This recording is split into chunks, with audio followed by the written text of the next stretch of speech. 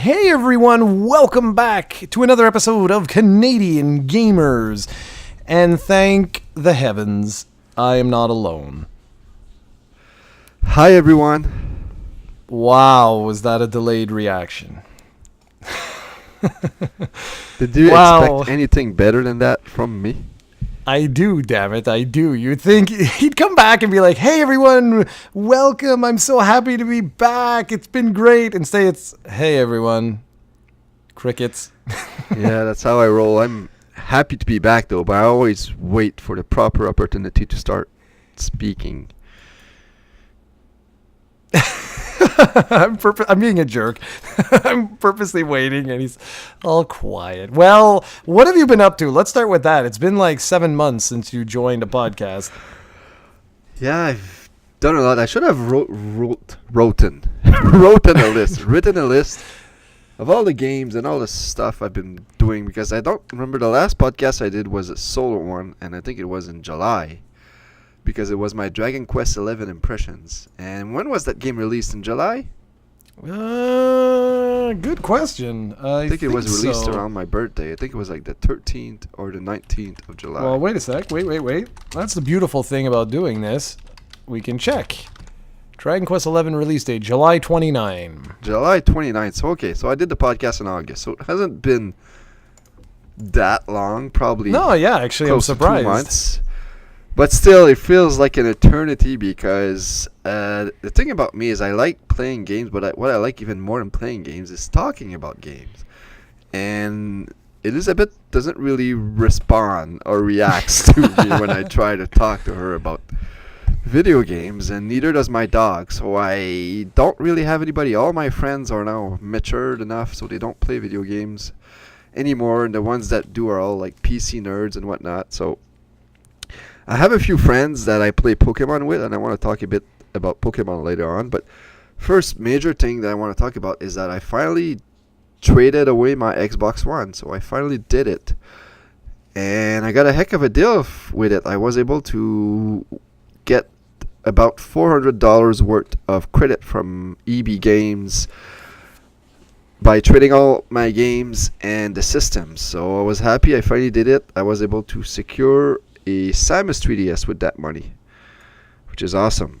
So that's one thing I did. And now that I've traded my Xbox One, I'm actually not regretting it for say, but there's a game or two on it that I really want to play, and one of it is Cuphead, and I believe we're going to talk about it later on. And the other one is PUBG, or Player Unknown's Battleground, whatever it's called. Yeah, something that like will that. be released on Xbox One soon, I believe. But I assume that it will come to PS4 next year, so maybe I'll get it then, so I'll be able to play it. So that'll be a lot of fun. I haven't really played a console game since Zelda and Horizon, really. I played some, actually. I'm lying, because when I traded my Xbox one of the games I got pre-owned from EB Games was MLB The Show 18 or 17 actually. And I really enjoyed 16, so I thought I'd give that away. I played a lot of that, but I was disappointed by it. They really screwed up not franchise, but how do they call it? The one when you're a player. I don't remember. Career. When you do a career, whatever it is, I don't remember the name, but they really screwed it up in that one. There's a lot less options, it seems. Like, I can't. One of the things I loved about MLB The Show 16 is that if you were unhappy with your progress in the team, you could ask for a trade. And in this one, you cannot ask for a trade because they've added these stupid little cutscenes where your agent calls you from time to time, or your general manager calls you, or your manager calls you in the office. And it's really, really boringly narrated. And it's always the same stuff that happens during these sequences. And I don't know why they made this, because it's extremely boring. Anyway, I played a lot of MLB, and I was disappointed by that feature, because that's why I play MLB. I think it's called Road to the Show, now that I think about it. And that's pretty much it for consoles. Like, I've played some Rocket League here and there with my son, but that's pretty much all it is.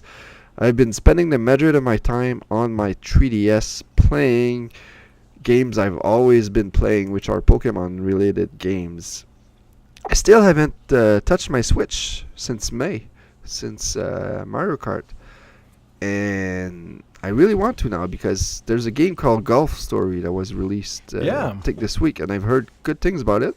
Me too. Really curious about it, so I have a bit more free time now because we've recently started a Pokemon League. It's a draft league. What it does, it kind of it's trying to simulate a sporting event. So what you do is you have 12 rounds of drafting where you each draft 12 different Pokemon depending on each tier, and the order depends on like if you got the first pick in the first round, you're not gonna get the first pick in the second round, and vice versa. And it just ended now, and that was a major blast. I can't wait to do it again. We're gonna do it again. I think in January we're gonna do a second season with Ultra Sun and Ultra Moon. So that was a lot of fun, but that's done now. So I'm freeing up a lot more time. Of course, I'm playing Pokemon Gold and Silver right now, and I'm not almost done with it. I'm at my 7th badge, so there's still my 8th badge. I'm just at the gym there, but I want to go, and after that, do all the post-game stuff, go to get the 8 badges from Kanto, and go defeat my rival, not my rival, but rather Red, the protagonist from the original games. So that's going to take a lot of time because those games are a lot harder than they are now, especially when it comes to leveling up, because the game doesn't give you as much experience points as they do now. And I also always play these games in a way to make them as difficult as possible, so I do not grind at all, and I play on set mode, which means I cannot switch Pokemon when a trainer brings another one. So it's just these little things that I enjoy doing. So I've been playing a lot of Pokemon as I'm always am. I don't know, this series for me is kind of like your Dragon Quest, where I just don't seem to get tired of it. And even when there's a drought, like from Omega Ruby, Alpha Sapphire to Sun and Moon, when there was 2 years without a new game, I can always go back and play the old classic games. I've been meaning to go back and playing Generation 5 for a while now, because Pokemon White is the only one of the 4 games of Generation 5 that I've never actually really beaten, although the differences are minor between Black and White. I always like to beat every single version of every game, so White and Pokemon Diamond, I believe, are the only 2 games I haven't beaten in the whole series. So I want to go do that eventually, but there's not really any hurry. And with the life of having 2 little boys around, it's like the only time I have to play games is when I go to the bathroom and when both of them are asleep. So the time is really not that much. So I find myself always going to portable systems because those are much easier to play and more accessible. Well, I think you're going to have a lot more time with the Switch in the coming months and years, because like as soon as a Pokemon is released on that, you'll be living on it. What I just can't wait to discuss is your thoughts on that afterwards. I really am curious. Oh, there's my cat saying hello. Sorry, go ahead. I forgot Metroid. Oh yeah. I of course played Metroid. I mean, I'm really not in a rush with Metroid. I have 1 Metroid left to kill, and then I'm probably gonna go back and try to find all the upgrades and whatnot. I don't think that will take a while to do, but I'm still not sure if I'm actually gonna do that, simply because I'm not enjoying the game as much as you are. And that's something I don't know if I want to talk more about it here, because I'd like us to do one of our review discussions we haven't done since Zelda. And I'm thinking of keeping it for that video. But yeah, that's another game I've been playing. I've been really enjoying it though, but still, I'm not going to say much. Yeah, no, that's cool.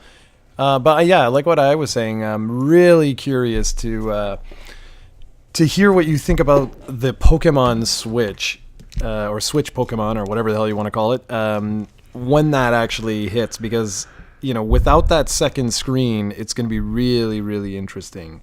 With Metroid, oh no, yeah, we said we're gonna. Never mind. I'll save that. I don't want to talk about something that we're not going to talk about. You mentioned about Xbox One. Yeah, my Xbox One is the way of the dodo. The thing is, have you checked your computer? Like, I thought your computer, the one that you're on right now, is not that bad. No, it's terrible. Oh, well, what happened? I thought you said it was a decent laptop. Well, I thought it was a decent one, and that's the problem with computers. That's what I find is one of the problems with computers, though, is that you have to keep not necessarily upgrading them, but maintaining them and doing stuff I don't know what to do, or else they seem to run slower and stuff like that. Lots of programs are installed on them. I know nothing about computers, but this one though is not good enough. Oh, okay, because that's what I did. So, I did. That's a lie. That's what I'm probably going to do is just pick it up on Steam. Just do it like that. I did not know Cuphead was on Steam. Yeah, Microsoft no longer has exclusives. Like, they don't, not a single game, I don't think. No, but they Xbox put their games One. on Steam. I thought there was Windows things. They put it on Steam too. Yeah, there's there's no such thing really anymore. Like, anything. That's why, like, for me, there was no logic. There was absolutely no logic in keeping an Xbox One. Why? Like, it didn't make any sense. I have my PC right here. Like, yes, okay, I understand with the big screen and all that, of course, but like, it just didn't make sense to me to do that. So I got rid of that. So yeah, Cuphead does look awesome though. But for all of those out there that are really enjoying it and everything like that, just wanted to make one note. Don't expect something like this all the time. If you don't know how Cuphead was made, it was made like a 1930s Disney cartoon. So everything you see in that game was meticulously hand-drawn. It's basically they use the same techniques that they used back in the day. So it's a legit thing. It's watercolor backgrounds. It's all hand-drawn with cell animation. And they had like a jazz band come in and actually record all the different, sounds and stuff. So that was like a true labor of love. But I'm just saying that if you're like, wow, that was amazing. Like, I would love to see like lots of games like that. Just be aware that was a significant achievement by the developers, and it's not something that can easily be replicated. Like, the reason why it looks so good is because of what they did, but the way they did it takes years to put together. So I just want to make that clear, because I've heard a couple people just over the last few days at work have been talking about, like, oh, it would be great if we see like, like all these types of games doing this and that and blah, blah, blah. And I'm like, it would be, absolutely. It would be awesome. But just be aware that it's not an easy technique to replicate, because they use the original technique, which is crazy expensive. But it paid off. I mean, the game sold like 100,000 copies on Steam in like no time. So that's really like that's fantastic. Yeah, and I've seen a few videos of it, and man, does it look fun! Like, I Yeah, know that absolutely. I would be all over that game. Yes, if I you had the would. time and the Xbox to play it. So I didn't have much things today. We have some really good topics for discussion, which I think is going to be like the main thing of this of this podcast today. But there's a few things. The first thing was I was curious to hear your thoughts on this. But first, I'll just explain what it is. So Capcom, I believe it was today or yesterday, and I apologize too for everyone. I have been so out of it with gaming that. I wouldn't say like, oh, I'm maturing out of gaming. Yeah, that's never going to happen. It's more that, like, just like you there, like with all the different things that I'm currently involved in, I leave for Texas in a little over a week to give a 12-hour workshop and to take part in this giant conference that's out there. And then I come back and I have multiple presentations that I have to, it's just insane. Like, the time is nuts. So I just found out that there's a Street Fighter V arcade edition announced, and I thought when I saw the headline, I was like, interesting, because Capcom said, when they made Street Fighter V, like there won't be an Ultra Edition and this and that, but that's not actually accurate. Like that's not actually true. They basically said everything from day one you'll be able to do with the Omega Edition that could potentially get released in the future, and that absolutely nothing would require real world money. And they have actually that's been very, very true. The problem is that to unlock all of the stuff, you have to win, and I'm going to exaggerate, okay? I don't remember exactly what it is, but someone did the math, and it's something ridiculous. Like you have to win, like, I don't know, 12,000 online matches to get, like to earn enough fight money or whatever it's called in order to unlock everything. And like 12,000 online matches, that's unrealistic even for professional fighters, like you have to play every day, all day, like hours and hours and hours and hours to get to rank up. Like that kind of online victory status was like just crazy. So, but to be fair to Capcom, they kept their word. You can theoretically unlock everything in the game through in-game currency, or of course you can use real-world money. So this arcade edition will be available for all vanilla Street Fighter Street Fighter V owners via simple update. So you get all the new content with the exclusion of Season 1 and Season 2 DLC characters. So that's important, okay? So if you purchase the arcade edition, you get arcade mode, a gallery, extra battle mode, new V triggers for each character, slightly new user interface, but you also get Season 1, Season 2 DLC characters. Whereas if you have the vanilla version, you get everything else for free except for the Season 1 and 2 characters, which you'll have to use using fight money or purchase them with real-world money. So I was just curious, what do you think about any of this? Or it's like, okay, I don't care.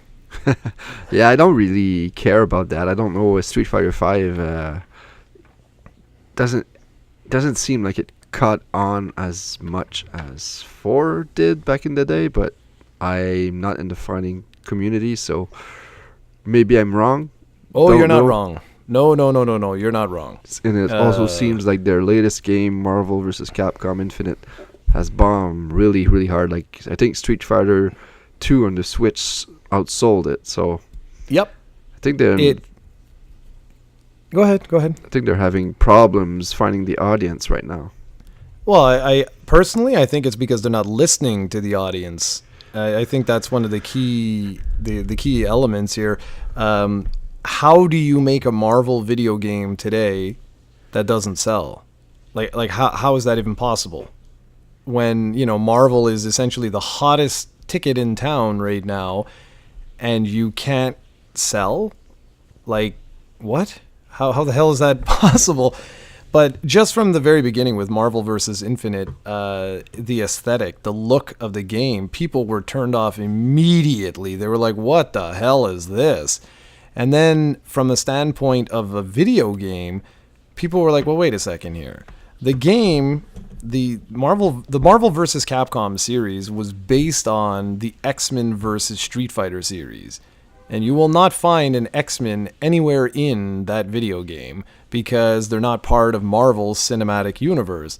And due to money and, like the corporate sort of standing that Marvel has right now, well, Marvel always had, but just because of that, they're not going to release those characters in this game anymore because they're like, no, we want to tie it into our movie and our marketing and our merchandise. If you read comics today, there's virtually no X-Men comics. Like today, you cannot go into into like a Toys R Us and purchase an X-Men action figure. How crazy is that? Like it's a messed up world we live in where there's a Marvel versus Capcom without Wolverine. Like, I did not even know that, to be honest, that the X-Men characters, I imagine like any characters owned by Fox are not in this game. So I did not know that. That's a huge incentive not to buy those games. Well, that's it. And Steven, it's not about rights. Marvel owns the rights. They're doing it on purpose because they don't want you to go and basically see the new X-Men movie, because they don't make as much money off of that as if you went and saw the new Thor movie. Yeah, but I imagine that what they want to do is eventually regain those movie rights, right? Yeah, so they precisely. want the movie franchise to fail so that Fox goes back to them and sell them. That's right. Basically, what kind of happened with... Well, it didn't happen with Spider-Man. I think it's still Sony, but they made kind of like an arrangement. Yep. I imagine it will happen soon with Fantastic Four, because I can't see Fox making another movie of that franchise, but who knows? Exactly. It's going to be like something's going to happen. But anyways, the moral of the story was simply that, longtime fans of the series were immediately turned off. Like I said, this, for better or worse, this series began with X-Men versus Street Fighter. And of course, things evolve and whatever, but you can't have a Marvel versus Capcom game with no X-Men characters. Like you can't do that. That's just ridiculous. Where the hell's Cyclops? I don't know. I just thought it was utterly ridiculous. Then they showed the first trailers and stuff, and it looked like ass. Like, I'm sorry, but it really looked terrible. Now, apparently the gameplay is actually pretty good, but I think it's just the negative word of mouth was all over the place. And then with Street Fighter V, that game really didn't sit well with people from the very beginning, with the beta problems they had with the netcode. And then it went all the way to the fact that it was just a sluggish fighter. Coming off of Street Fighter IV, going into Street Fighter V, it's a very, very slow fighter, and a lot of people were turned off by that. And they also were turned off by the fact that when you bought the game, you paid full price for it, and you were like, where's the arcade mode? Where the hell is story mode? Where is the content?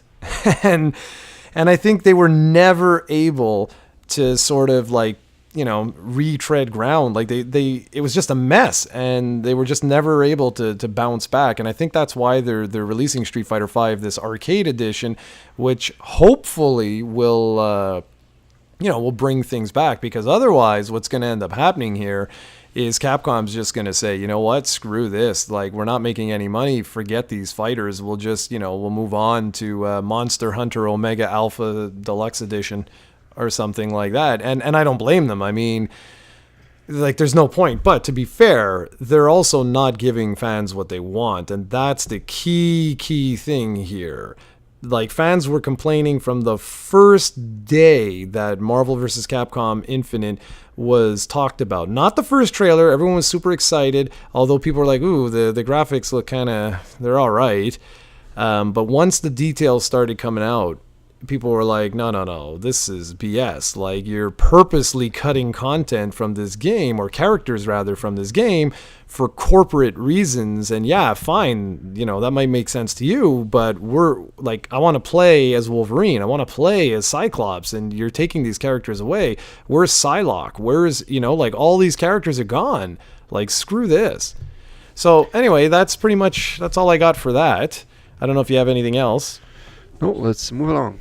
Okay, so we'll start with the SNES Classic first. I know I talked about this in the last Nintendo Fanboys, but you weren't there for that, and I really wanted your take. And I know you haven't used it. Yours is going to be in the mail in a few days, maybe even as early as tomorrow. But like, is this something that I'm going to send you, and it's really just going to sit there, or are you actually going to try and use this? No, I'm gonna play it for sure. Like Super Mario World, I know I will get. I'll beat it.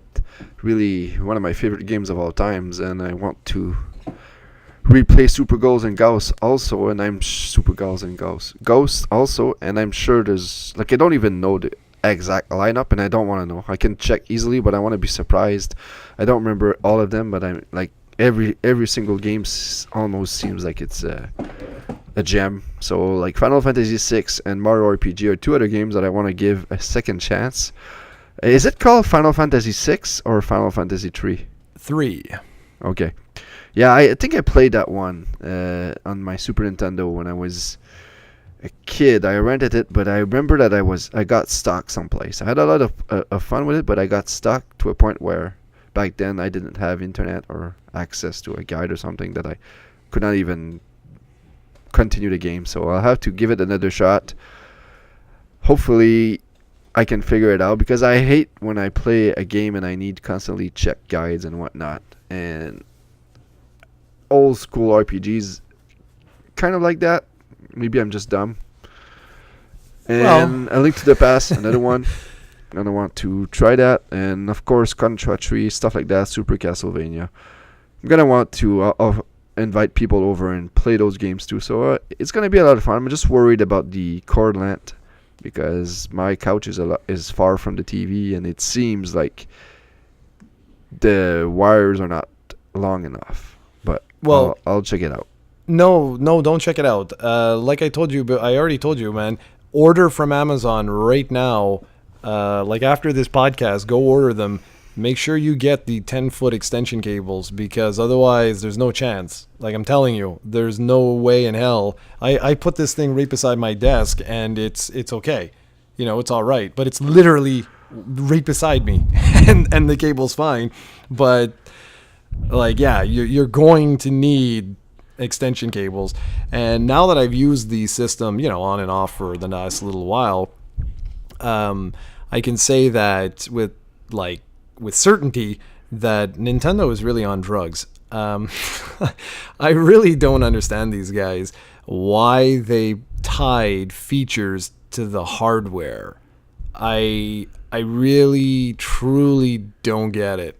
Like, why couldn't they have made something where you press and hold start and select for, say, 2 seconds or 3 seconds, and it brings up the menu? I don't understand that, because if you want to use save states, you have to get up and push the stupid reset button. If you want to switch games, you have to get up, push the reset button. If you want to use the rewind feature, you have to get up, push the reset function, go into your save file, and then press, I think it's X or Y or something like that, and then it can rewind up to 40 seconds or something like that.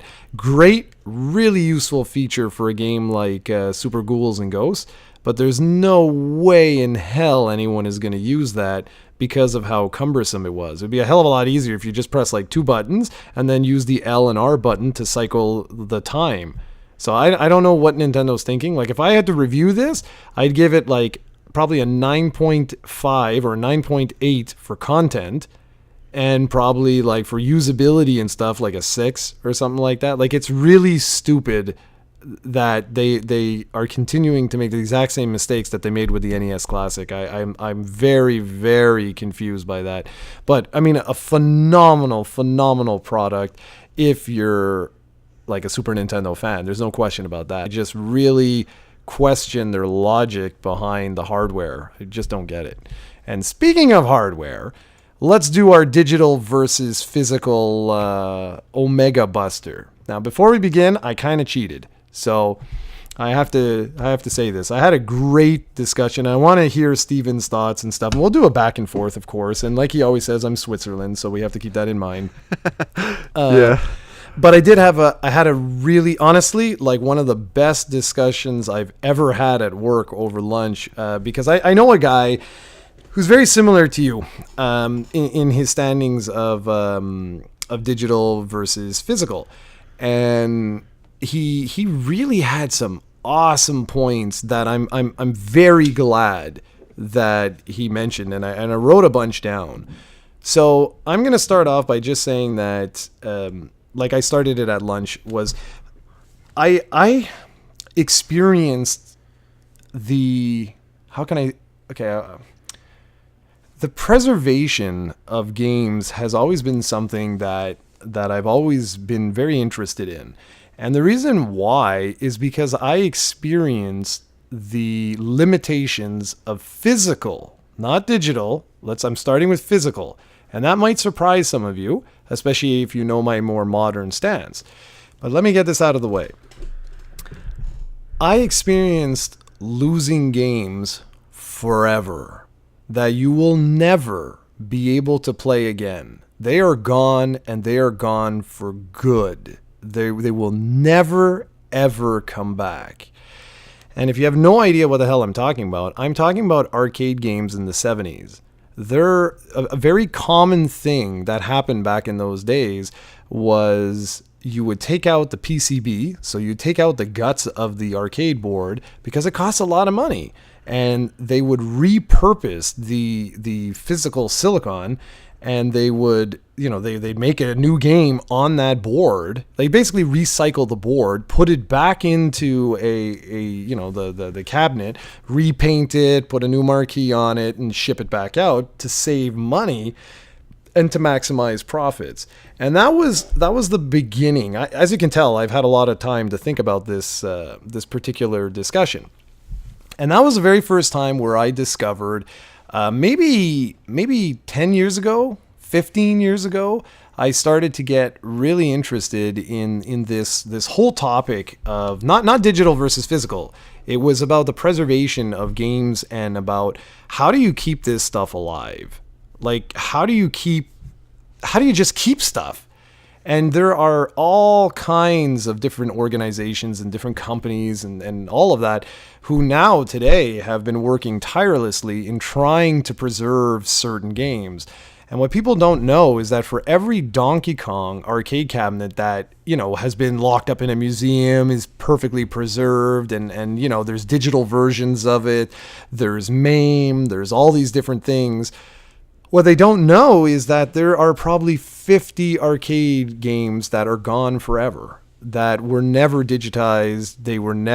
There's no copies that are known to exist. There are way more games that are gone for good that will never, ever come back than games that are really, really popular from that particular point in time. And what does that have absolutely anything to do with digital versus physical is that's one of my core fears. I think anyone who thinks physical games are here to stay is an idiot, because that isn't, and I mean no disrespect, but you're stupid,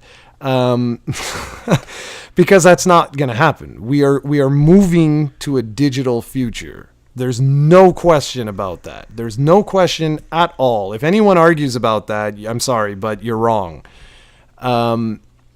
My sort of handicap with this, the thing that I'm worried about is that I'm concerned about a future where these games are gone and you'll never have access to them. And I know, thankfully now, which I'm going to wait because I want you to actually talk. I don't want to otherwise I'm talking to myself if I give your point of view as well. But I've learned since lunch that I might be worried more for nothing, but I'll let you go and say your piece. I'm not sure, but from what you just said, it seems that if those arcade games were digital, they would still be around. So it seems like digital games will get preserved for eternity. No? Oh, sorry. Geez, sorry. I thought you were... I'm here. I'm having a drink and I'm waiting for you to talk and you say like half a sentence. No, but it seems like from your argument that you were afraid for preservation's sakes, it seems that it's much easier to preserve a game when it's digital than it is. Absolutely, from a physical it is. standpoint. Because physical copies, of course, if you keep it in good condition, you can keep forever. But as time goes by, they're not reprinting them, and eventually most of them will be dead, either broken or gone or lost. Yeah, absolutely. And so this is the thing. You'll see. I'm going to get into another point, but absolutely, okay. And this is my argument of why I don't have a problem with digital. Like that seems to be the misunderstanding and it's probably my fault. It's not. I don't have a problem with digital. It's the access. And see, that's where the line comes in. And it's not that one thing is better than another, because for preservation's sake, absolutely. If everything moves to a digital platform, we would have access to it forever under one condition. And this is where my problem comes in, is DRM. if you have, and this is what I realized during our discussion that I had at lunch, was sites like Good Old Games, which I think they don't even call it Good Old Games anymore. I think it's just GOG, G-O-G. If you support organizations like that, I shut up right away. I have zero problems with them, because those games will be around forever because they sell you the game. They are one of the only digital distributions that does that. They give you the product. You can make an infinite number of copies of it. You can play it on whatever hardware will run it. It doesn't matter. It is your product to do what you want. I can send it as an attachment in an email to you, and you can play the game, because it's it's not physical, but it's a self-contained file, executable file that I can send you. So there's no difference between that and me going to your house and giving you a Super Mario World cartridge. There's no difference. It's exactly the same thing because it's yours. You own it. Yeah, but it seems that you can make infinite copies of it, so you can have multiple games of. It's like you could put a Super Mario World cart and divide it into 5 different carts. Yes, you can. So how can the company make money off of that if you can basically buy one copy and the world only needs to buy one copy and then everybody else can have one? That's the danger. And that's the danger with it. Now, of course, people are going to come on here and leave comments, and I purposely don't want to go too far because I want to hear what other people have to say, but that's the danger with it, is that, and that's why this company was made famous with older games, was the fact that it's basically, it's your copy. You know what I mean? Like it's DRM free, so that you can do whatever the hell you want to do with that game, and that's it. Now, why I was saying where this comes from, for those that don't know, is it was just recently announced that Nintendo will be ceasing, basically closing down all the online stores and stuff like that, like the eShop essentially, for the Nintendo Wii in the coming. They gave a lot of notice. I think it's like 2018, 2019. It's a long way. You can't add money to your Wii, I think, after January 2018.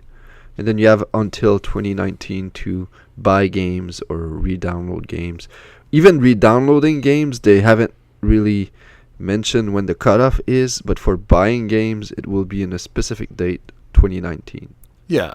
So this is where I'm just nervous, and that's all there is to this, because there are methods that we can take to back these things up. I'm just nervous in the sense of availability, not preservation, because for preservation for these things, like you said, like others have said, you'll be able to back up and you'll be, let's be honest, with digital, the games that are made digital, you'll always be able to pirate. I'm not one of these that does that, but you will always be able to do that. Once it's digital, it'll be out there forever. It's more for accessibility. I'm not one that spent $50 billion or anything like that, but I don't know. It's hard for me to articulate this well. It's like, I want to be able to just plug in my machine and play the game. And what happens if I didn't have enough space for let's say the Wii U, okay? I'm just hypothesizing. I connected an external hard drive to my Wii U so that I could purchase digital downloads. My Wii U, that's all I have, are digital downloads. I may own 1 or 2 copies of Wii U games. Everything else is digital. And when I made room for all my stuff, right, because I have my Switch, I've got my PlayStation 4, and at the time, I had my Xbox One. Now I have room. I can go back and connect it, but I just didn't have room. So what I did was I was boxing it all up. I actually ended up giving my Wii U away to one of my cousins. My hard drive seized.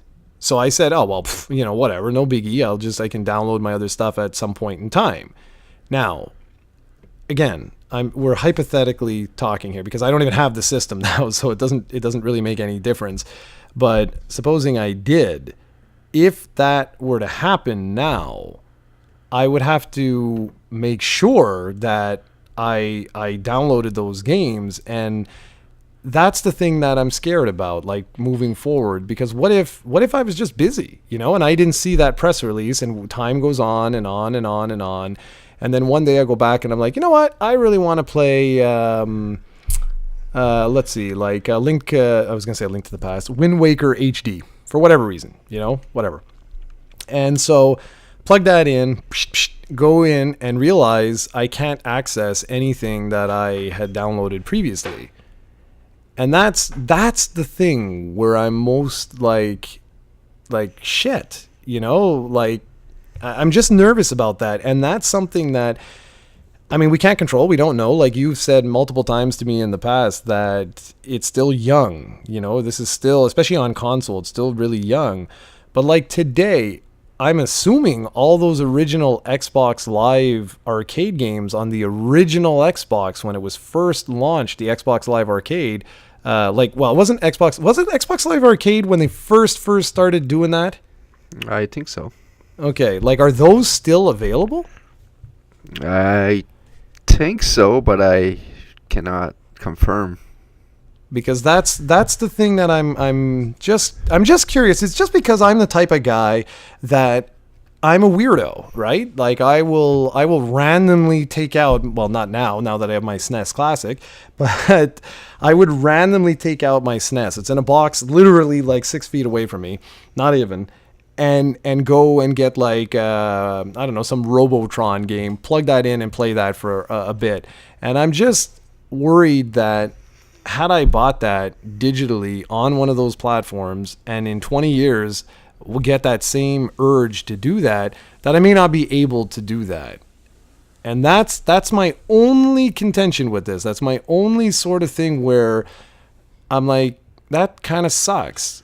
Whereas you're absolutely right in what you've said in the past about the fact that, discs will eventually not work.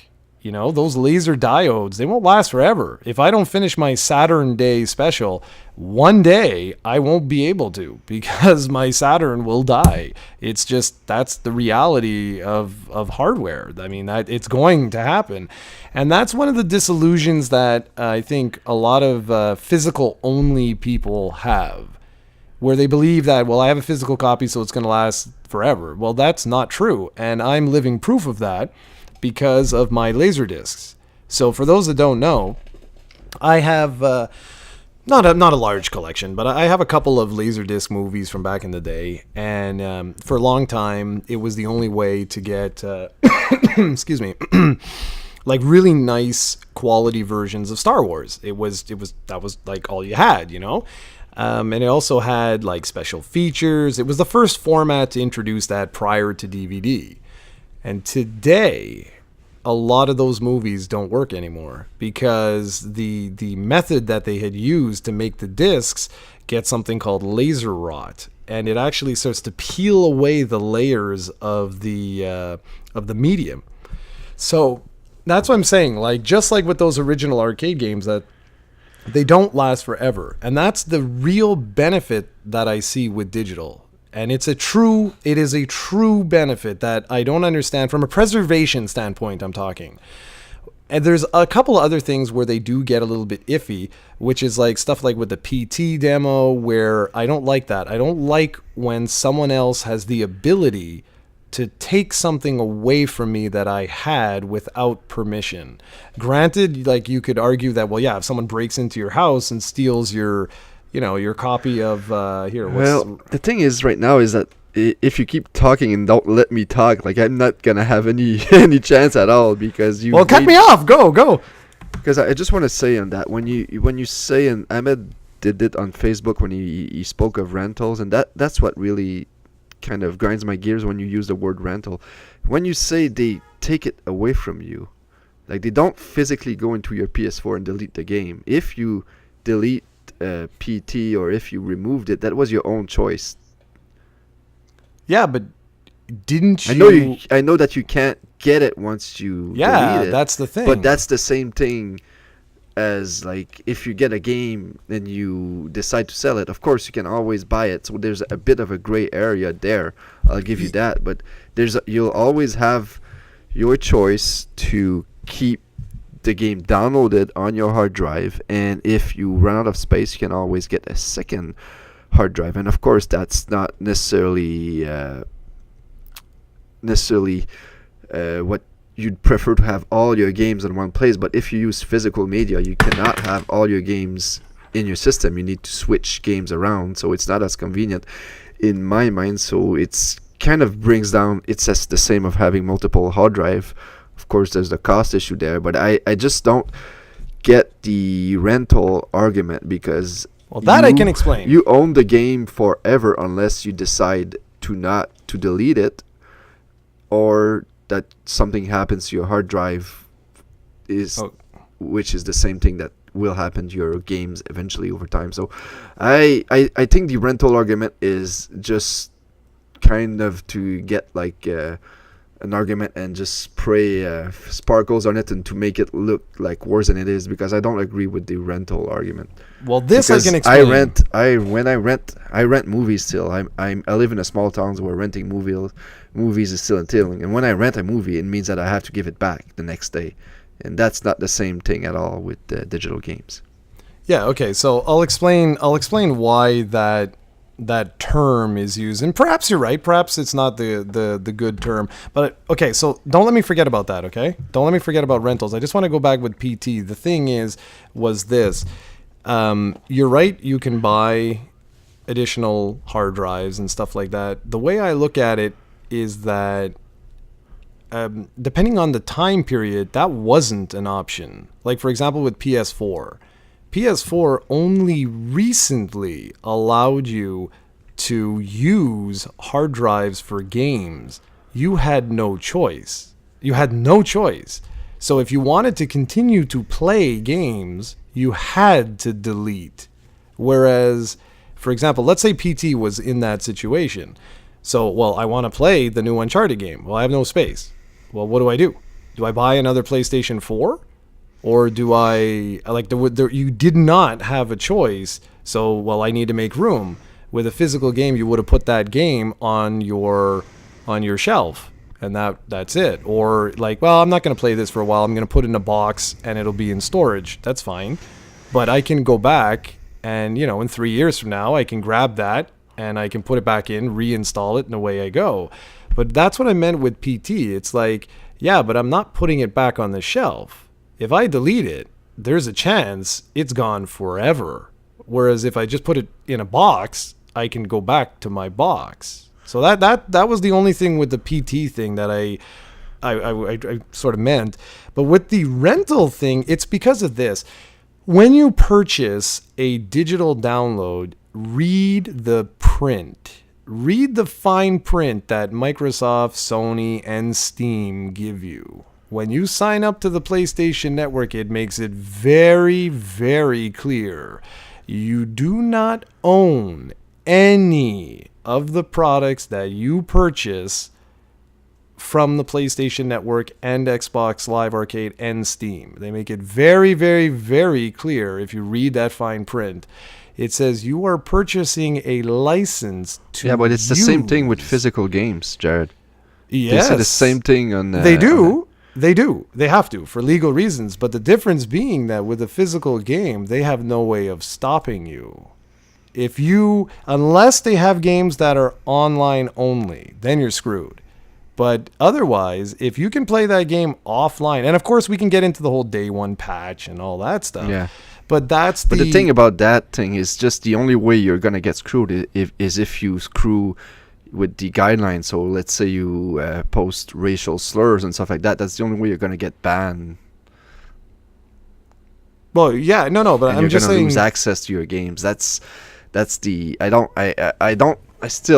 let you continue on, but I don't get the rental argument. Well, no. Well, this is why I'm saying I don't know if rental is the key word. It's simply you don't own it. Because if you owned it, if they basically, what would happen is when the Wii eShop shuts down, there would be a class action lawsuit against Nintendo for hundreds of millions of dollars by people saying you have not allowed us access to our own goods, and it would be like, it would be crazy. It would be like a massive lawsuit. But I think it's the same thing. It's like when you buy a movie or when you buy, it's because people assume it's just that you do not own the movie. You cannot do what you want with the movie. You cannot decide, okay, I'm going to put the movie on the TV and I'm going to film it and I'm going to stream it online for everybody to watch. That's what it means. When you buy something like that, you don't own the property itself. No, you own... No, precisely. You're absolutely right. You're absolutely right. You own that copy of that movie to do as you please under copyright law. And that means that you can't make a copy of it. You can't do, stream it. You can't this, you can't that, you can't whatever. And I think that's where that sort of word came in, is because, like, for example, if Marvel, Saints Row 2 is a really good one. Who was it? I think it was GOG. GOG had, and I'm sorry if it's GOG or however it's, I used to call the game good old games. Saints Row 2, the license was expiring, okay, for the music that was in that game. So they issued a little statement basically saying, listen, people, if you want to purchase Saints Row 2, you have until X day, because as of that point, the rights expire and we will no longer be able to sell you this game. So it will never be available again digitally as of this particular point. Of course, you have access through it. If you bought it, you'll be good to go. But I thought that would be the same thing physically, right? Yes, it is. Because they cannot print new copies, so... Well, it's a little different because you would have to go to the used market. Yeah, well, it's also different because it's different laws. In this case, it's actually reversed. So, like, it's one of these where the physical copy was not allowed to be sold earlier than the digital copy due to rights. What I'm just saying is that this is one of those things where the legality of it is slightly different for digital versus physical in that sense of ownership. And I think that's where I was going to go in a different direction, but never mind. But I think that's all. I think that's all it is where that rental comes out, because people feel like, well, if I can't get access to something I bought, what the hell, man? Like, what's that all about? And I think that's it. I think it's as simple as that. I understand that, but I don't understand why you suddenly don't have access to the game. It's in your hard drive. It's in there. And, like, this is a perfect example. The Wii is, how old is it? And the online services was abysmal. It's still young. It's Nintendo, and they're giving you like a year, 2 years in advance almost heads up. And I'm assuming, like I said, it's still young. I assume that eventually everything will stay online. And of course, I don't have a crystal ball. I could be totally wrong. Maybe Nintendo in 10 years goes bankrupt and now they cannot afford to keep those services on. So maybe that's an issue there, but it's there's just so many benefits to having a future with digital only that I don't know.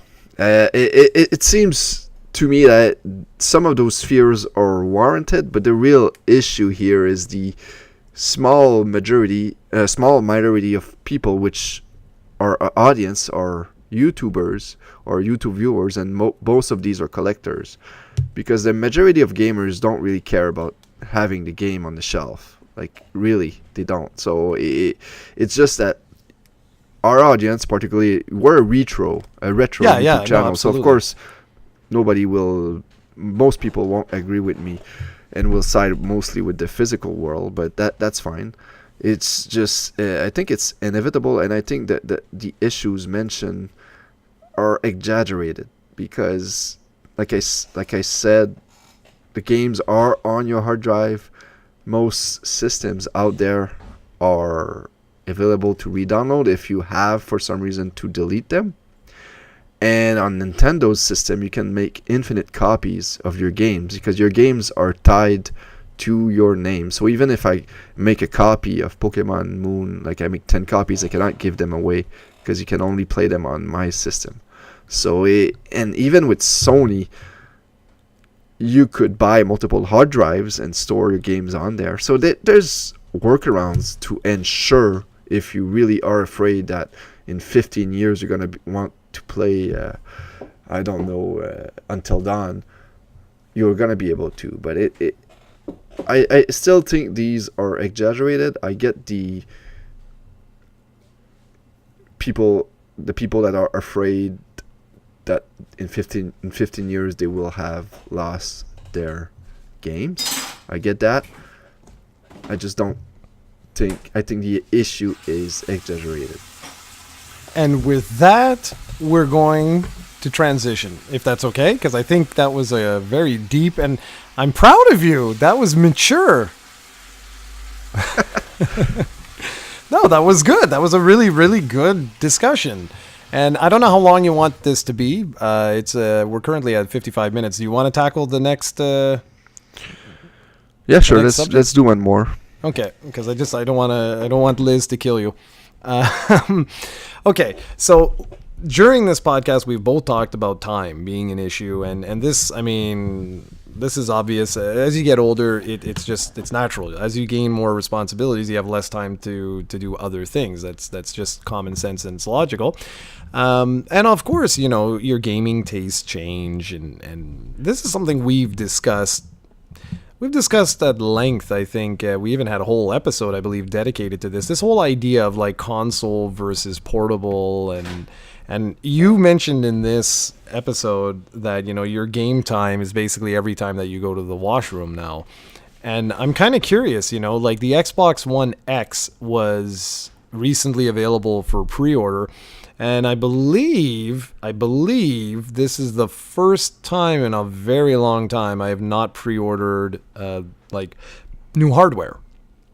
And a big part of that is the fact that, well, I can't support 3 platforms or 4 platforms or whatever it is anymore. Not from a financial aspect, but from just time. It's the reason why I believe the both of us got rid of our Xbox Ones. It was just, if you're not playing it, what the hell? Why do you have it? Like it just doesn't make any sense. So I was just curious, sort of like maybe just like an update to that topic that we discussed, a number of years ago. If like, where are you now with this sort of thing? I mean, it's pretty obvious, you've already said, but just talk a little bit. Well, I'm a bit different than you because you've only recently discovered your 3DS and your Switch, I guess. But me, I've always been a portable gamer first and then a console guy. I don't know why. Maybe it's because I'm a Pokemon dude, so Pokemon has always been on portables, but I've always enjoyed playing my Game Boy and then my Game Boy Advance and my DS, and especially my 3DS has been having a lot of playtime because I like the experience on those platforms. Mostly the games are more simple, not always in a bad way, but just that they know that portable games sometimes can be played in like short bursts, so they can't have like an intro that has like a 2-hour tutorial or doesn't let you save until your first cutscene and stuff like that. So it's always been appealing to me that I can just pick up the system, press the power button, and within seconds playing a game I enjoy. So another fact is that there's no loading times on these. Well, there's almost no loading times, and before there was none. So it's always something that I really, really enjoyed with portability. That's it. Yeah, let's see where this goes. Like, I have tons to say about this, but it feels like I'm rambling right now.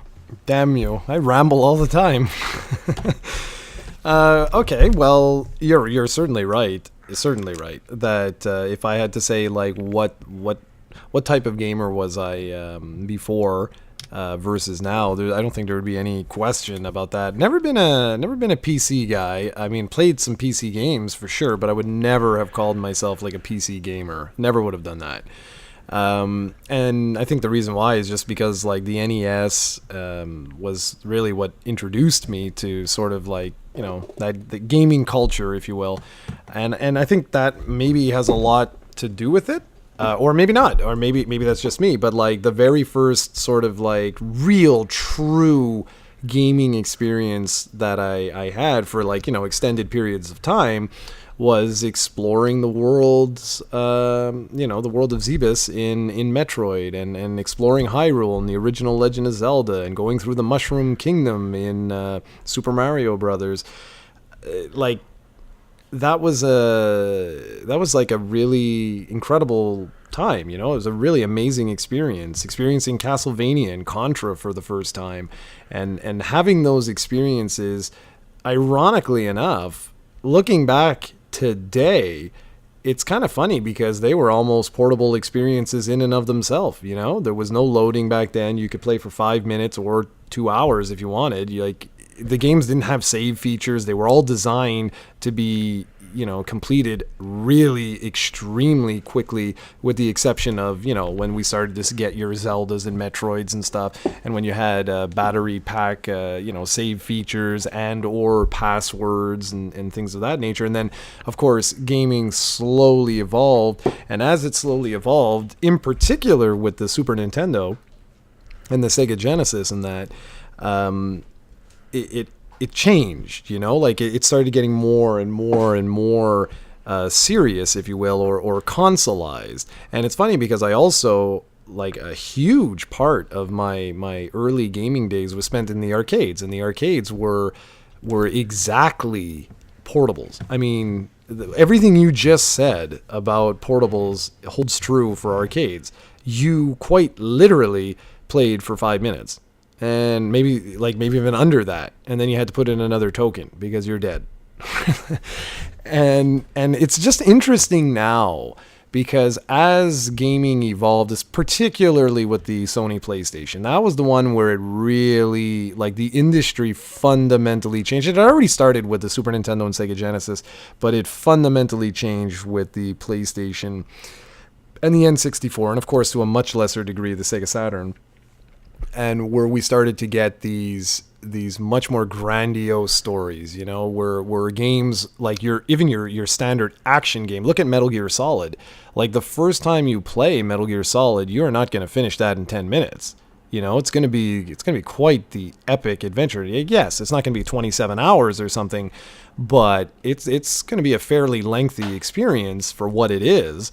Resident Evil is another one, right? Like, you can't play Resident Evil on the Game Boy, for example. And yes, of course, I know about the canceled game and all that, but you know what I mean? Like, it's an experience that was well suited to a television. Like, you wanted to sit down, shut the lights off, and get totally immersed in this experience. And I fell, man. Like, they got me, hook, line, and sinker. Like, they got me, man. I was like all over that. I was eating that up like crazy. And I was always, what I said was, like, I would dabble in the portable, with my Game Boy, for example. Looking back today, I mean, I owned a buttload of games that I used to play all the time. Link's Awakening was like just an incredible game. I still have it's actually just looking at it right now, where I have my copy of Metroid 2, Return of Samus, and, things like that. Like, I experienced Game Boy, but in a different way than someone like you did. Well, at least I think. I don't want to put words in your mouth, but I sort of transitioned. So, like, I got the Marios. Why? Because on the NES I had Mario. So I picked up Metroid. Well, why did I get Metroid? Well, because I really enjoyed Metroid on the NES. I picked up the Castlevania games. Well, why did I do that? Well, they were on the NES, and so on and so forth. Where I didn't experience it as much as you was with the introduction of, like, portable specific franchises, like your Pokemon and stuff like that. And now, having gone back, right, and re-experienced those games, like, I feel like, wow, I really did miss out on a lot of different things. I don't regret that or anything, of course, because thankfully I've been able to experience a lot of these things. But it's been interesting moving forward. And so, like, this started with the PSP and the DS. No, that's not true. It started a little bit more with Game Boy Advance. Game Boy Advance, I started playing portables a little bit more. Now, I'm not saying, like that. I would play more on my Game Boy Advance than I would on my GameCube, for example. No, that would be a straight up lie. But I did find myself going and playing these games more and more. But it was always the hardware that bugged me, because I am a techie, right? So I like stuff that looks better and a little bit fancier and stuff, especially not so much today, but years back I was really into that. And the Game Boy Advance SP remains one of my favorite platforms of all time. Like I played a lot on that thing because it was the first time that I could actually play when they released the one with a backlight there. Where you could play. I'm gonna just cut you off for a bit because this reminded me of a funny story. I heard of the Game Boy Advance through a Nintendo Power magazine, and when I heard of the Game Boy Advance, I was mad as hell, and I wrote an angry letter to Nintendo. And what I did, I don't know if you were subscribed to Nintendo Power, and the problem is you lived in Quebec, because they had these contests every month, but I remember that on the back of the thing it said excluding Quebec, so I don't think you could ever post them in, and I used to post them in. Do you know what I'm talking about? It was kind of like a postcard. Yeah, I know exactly what you're talking about. And on the back of that postcard, I decided to write an angry letter to Nintendo saying that I do not want my Game Boy to have those pretty visuals or fancy gameplay. I want the Game Boy to remain like it is. Like that, like if that would have, that probably didn't reach anybody. That was a back of a postcard. It was meant for a contest, and I decided to write. Anyway, that just reminded me of something when you mentioned that you like fancy things and stuff like that. Like I was totally on the opposite of that at that point of time. Oh man, that must have been so hilarious. Was it in French too? No, of course. Oh, that would have been the best. That would have been so funny. You send that off. I could just see someone reading this thing being like, is this guy on drugs? like what the hell? Well, Nintendo, if by any chance there's anyone ever listening to this from Nintendo, he hasn't changed at all. All right, it's exactly the same. Yeah. That is very, very funny. Well, anyways. Look at me now. I'm still gaming on my 3DS and ignoring my Switch. Yeah, but everybody else is doing the contrary. Nah, don't. Like, well, I don't know about that. I haven't played the Switch since May. I don't know about that. I mean, I definitely you would be in the minority. That there's no question about that. But even myself, man, like I have not put as much time into it as I thought I was going to. But I think that has more to do with Dragon Quest XI than anything else. I think that's the primary thing. The 3DS, though, I believe I'll have to look when all's said and done. I'm gonna look at the total hours that I've put on that thing. I mean, I can't really compare it to anything else, but I'm gonna say I'm pretty confident that this will be the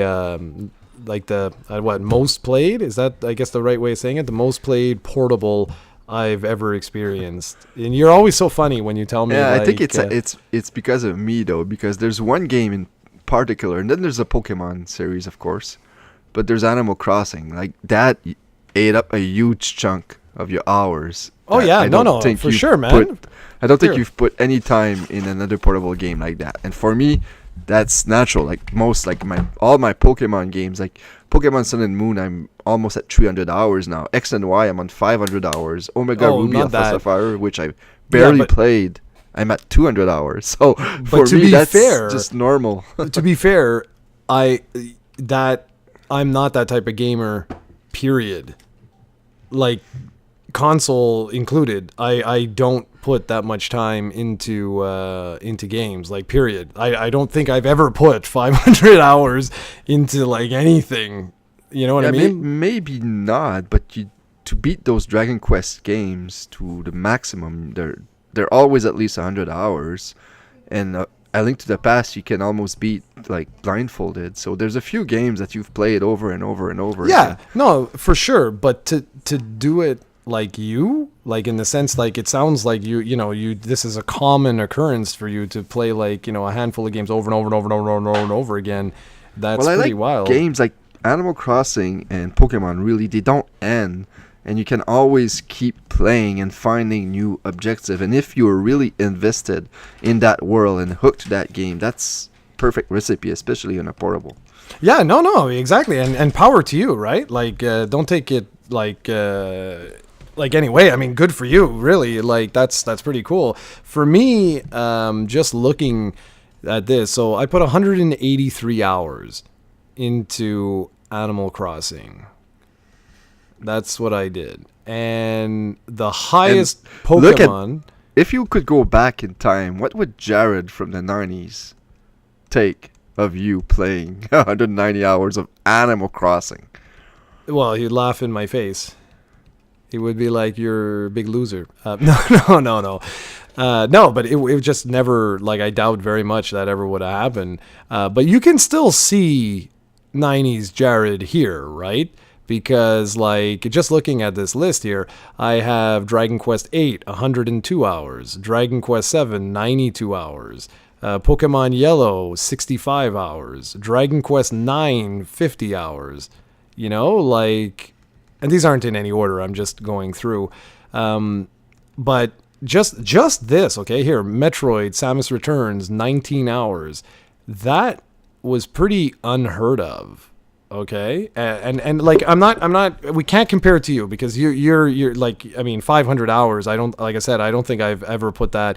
Maybe A Link to the Past, like, cumulatively over multiple series, like multiple pieces of hardware and stuff like that. But for me, the average usually with like console games is like between, depending on the game, of course, between like 10 and 20 hours is the usual thing for Jarrod. So just to, Super Mario 3D Land, 22 hours, that's surprising, like for me, that really is surprising. Here, 25 hours with Ocarina of Time, 23 hours in Majora's Mask. Like, that's surprising, man. Like, it really is. For me, looking at some of these games, it's very, very surprising that, I mean, Jesus Christ, 12 hours in the Bravely Default demo. I'm the same way with that game. I haven't touched the real game, but I've put over 12 hours in the demo, which makes no sense. Well, this is it. So, but my point with this is, like, I think the 3DS really for me was the start of the beginning of this new like, I'm not saying that I'm like some portable guru, not at all, but like, it has most certainly been one of, I don't want to say but one of the most played gaming devices that I've had in the last number of years. Like, I don't, like, no one can argue with that. I have the evidence is there. It speaks for itself. If I wish they had something like this on all the other devices to be able to compare, but like, the reason why is fairly obvious for me. It's just it's the time. Like, there's just no, what am I gonna do, right? Like you said, it's great there. And one thing that we said off camera here was about Dragon Quest, and you're right. Okay, I got to give it to you right away. You're right when you mention series fatigue, not series fatigue, but game fatigue. The fact is, like, right now, I don't even want to go back and finish Dragon Quest 11, the stream. I will, but I don't want to. I want to play my SNES Classic, and it's because I destroyed. Where's my Japanese? Here, let me just boot this up. I'm really curious to see what the time is on this. This is going to be some funny stuff. This is going to be very funny to see the games here. This is going to be ridiculous. All right, let's see. Just gotta. I don't know why. I think my SD card is crap in this because I find it boots so slow, man. Like, it boots up, but you don't see any of the icons for anything that's saved on the. What the hell? It's really different. Okay. Well, let's go. Okay. First time I've ever opened it. Okay, so here, you ready? Like this is like pretty pathetic here. All right, so number 1 is Dragon Quest. Which one? I'll say 7. Yes, it is. So Dragon Quest 7 is 129 hours. Okay, Dragon Quest 11 is 105 hours and 56 minutes, and Dragon Quest 8 is 103 hours. That's funny because if you go to your North American 3DS, like it's the similar numbers. Yeah, I there know. for the same games. Yeah, but I'm like you with the Pokemon stuff. The difference being that like I really like I love that series. Okay, wait. We need to pause this conversation. I have to remember to tell you this. When Dragon Quest 11 comes out, regardless of when you ever get a chance to play the damn thing, you absolutely have to continue the story, okay? And you have to promise me that you will continue the damn story because it's not post-game. And I don't know how else to say this. Cranberry, she just finished it a little while ago. So she finishes the main game and she's telling me all her impressions and this and that, everything else. And then I tell her, okay, now go back and load your save game. And she did that and was just like, holy crap. And I can't, I don't want to spoil it for anyone. It's just, it's not post game. And I want to make that very clear. This is not like Pokemon. It is not like any other series. This is it. I've never experienced this before. That's all I can say. Okay, I've really never experienced this before, and I've played Dragon Quest a hell of a lot, and I've never ever experienced anything like this. So all I'm asking is that you finish a game. You know, you can take a break. You can do whatever the hell you want, but reload that when when the credits are over and says, "Would you like to save your game?" Say yes. And then go take a drink, go do whatever you want to do. It doesn't even have to be that day, but make sure you reload that data after. And I'm telling everybody this because I'm so nervous that people will just stop there. And I honestly don't even know why Square Enix did this. I don't know. And I can't say more because it'll spoil stuff, and that's the last thing I want to do. But now getting back on topic, I'm really having a hard time. I'm genuinely having a hard time finding the time to play Dragon Quest 11. And yeah, like I said, I'll give you the fact that yes, I put like over 100 hours into the damn game on the 3DS, but I was able to put that 100 and whatever hours on the 3DS in a matter of maybe 2 weeks, something like that. Yeah. Well, there's He no also chance. had no problem with the Dragon Quest 7 and 8 on the 3DS doing both games, although there was a year in between, I believe. Well, that's Well, it. 8 wasn't that long. No, 8 wasn't that long. 8 wasn't that long. So, anyways, my point just being that like I'm pretty convinced that even if I had to replay Dragon Quest 11 because it was on the 3DS, I'm pretty convinced that if I started a new save today, that before December 1st, I'd finish the game. Like within, like a month and whatever, I'd finish the game. But with the PS4 one, I don't think I will be finished by December. Like, I don't know. We'll see, but I don't know. This is weird because you were so into it. Well, I am into it. It's just that the time. Like when am I? Like I haven't been home. I've been so damn busy. Yeah, you say that, but when you really, really want to, you make time for a game. Yeah, so it's no, and you're right. You're right. I'm not gonna. It's just that these last like 2 weeks, man, brutal. And what killed it? Because I was back on a high. Like I actually just streamed a little while ago. I was back on a really good high.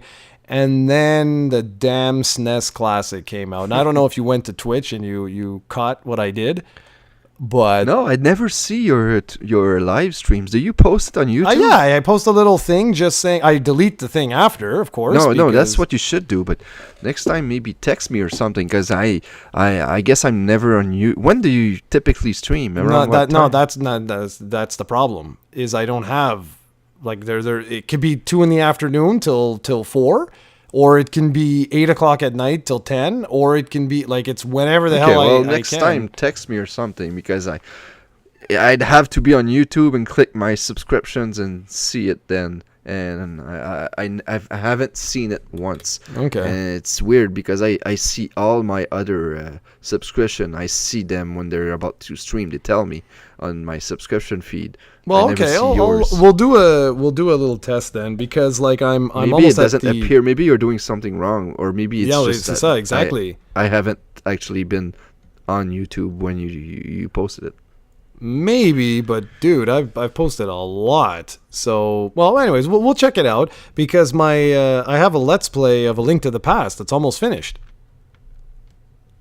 So Yeah, I saw that. I checked. I did check in the private section, but I did see that there's a playlist for Link to the Past, and I got excited. yeah, you should. I've seen you play A Link to the Past through, I think, the first 5 episodes of Nintendo Fanboys, or the first 4 maybe. And that was pretty cool. So I really want to one day play the game with you, because it's fascinating how you play that game. Well, that's exactly what I'm doing, and I'm playing it in 2 different ways. So like, what I'll do is I'm talking to people, of course, as I play, and I tell them that, like, look, listen, I'm certifiably insane, right? So I tell them that I've played this game so many times that, like, I like to extend the experience. So I'm purposely going to do different things, and then I give some advice if it's like your first time playing, and just different things. I mean, I don't know, and I even say it during the video. I'm like, well, if you've played this game a million times, then whatever. I almost died. It was that long, and I was giving myself shit. Like, it was, you can hear it in my voice. Like I'm playing, I'm like, oh, come on, what the hell? And then I just stop talking, and it's like I get serious. It's funny because that game is so hard, and for you it isn't, because you know that game inside out. But that game is hard, man. It's hard not to get hit, and you don't need many hits to die. So. And I still remember when the last time I beat this game was with you, when we did it on the Wii. We were on Xbox Live and playing on the Wii, and you weren't even seeing my screen, and you were telling me exactly what to do, and you were telling me, okay, go to the next room, and then go to that room, and you knew exactly what room I was in without seeing my screen. I just couldn't believe it. That was hilarious. Yeah, I've got a problem with that particular game, and you'll see, because like I get mad at myself, because I'm like, you moron, it's 2 screens up and 1 left. Never mind, wait a sec, guys. And then I go up, and because it's been a long time, I haven't played. Normally it's my yearly ritual, and I was waiting for the freaking virtual console on Switch, which never came. Did you do that? Did you beat it on the 3DS yet? Yes, yeah. You did it on the 3DS? You never told me. I wanted to ask you if it bothers you that the screen is zoomed or whatever it is. No, it was okay. It wasn't. Yeah, it's not ideal there, but it's all right. It is what it is. So you did try it? Yeah. I'm the over 3DS the weekend. guy, and you don't think about texting me. This is the stuff that I want to talk about. You bastard. Yeah, if I look at my time on that game, it's pathetic. It's like, I think it's like 5 hours, 2 minutes or something like that. So anything else? I don't have anything else. I just wanted a little update like on that. I don't really have anything. It's just time. I think that's a pretty meaty podcast. I just want to remind people that we're on YouTube every second Sunday and on podcast services around the world. Just check for Nintendo Fanboys with a Z, or Canadian Gamers, or Project Suey, and you'll find us. And we need to talk about the next Sunday, because you're saying you're leaving for Texas. Is it next week? It's okay. So I leave not this Saturday, the next Saturday. So that's going to be a problem, because But why? Why would that be? Why would that be a problem? Because we need a. No, we'll be fine. We'll be fine. Yeah. Because I come back on the Thursday. So we'll be fine. We can. Okay. We'll have the Friday and the Saturday to figure something out.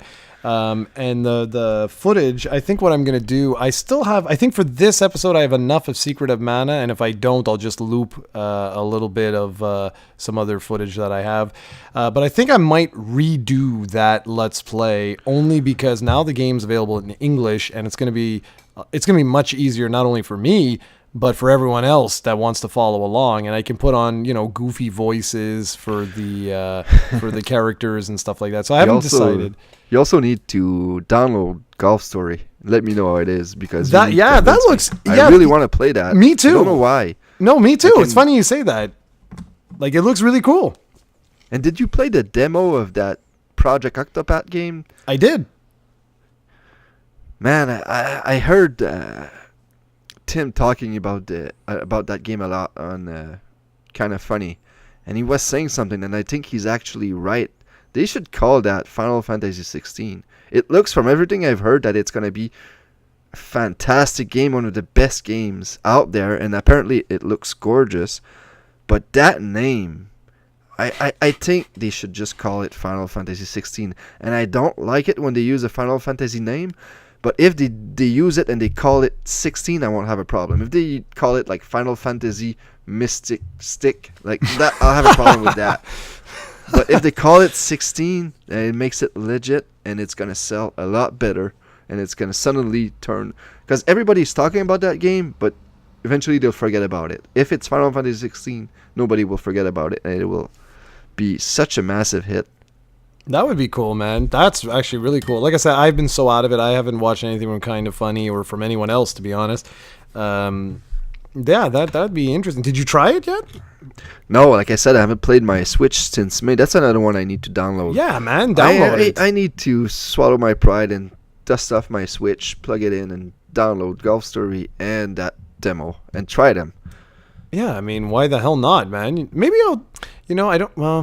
I'll see if I get a chance, because maybe that would be kind of cool. It would require 2 hours of gameplay, though. I don't know if I could do that for Golf Story, because it would be some fun footage to have in the background of this. Well, yeah, we'll Golf see. Story would make for an amazing podcast gameplay to look at. Yeah, exactly. It looks really fun. All and right, I well, don't know why. I don't like golf games that much, but a golf game with a JRPG vibe, like that, reminds me of Mario Golf on the Game Boy Color. That sounds like something that's like really fun to play. I don't know. I don't know either. We'll see. We'll see. Thought. Yeah, we'll see. We'll see what I have time for this evening. All right, guys. Well, this was a very good podcast. God, I hope we can do this again. It's nice speaking with you, and I haven't actually talked to you in a long time, because I haven't even been texting you much, because I haven't had a chance. It's been one meeting after another workshop, after another session, after another. It's been like, good Lord. So you're texting me, and I'm in there with the dean of medicine, and I'm like texting you back about like a press release for some game or something. It's the most random thing in the world. You're just a jerk. That's I know. What you are. Sorry. All right, ladies and gentlemen. So like Steven just said, the podcast is available on iTunes and other streaming services around the world. And we post it live as soon as the podcast is recorded. And it's available every second Sunday on YouTube. Like he said, check out Project COE or Canadian Gamers or Nintendo Fanboys. And it doesn't really matter how you spell them, because you'll get like an autocorrect sort of thing. But of course, if you put fanboys, put with a Z, it just makes it a little bit easier. All right, guys. So I basically just copied exactly what he just did, but that's the way I want to end these off moving forward. So I will catch you all later, and hopefully Steven will join me.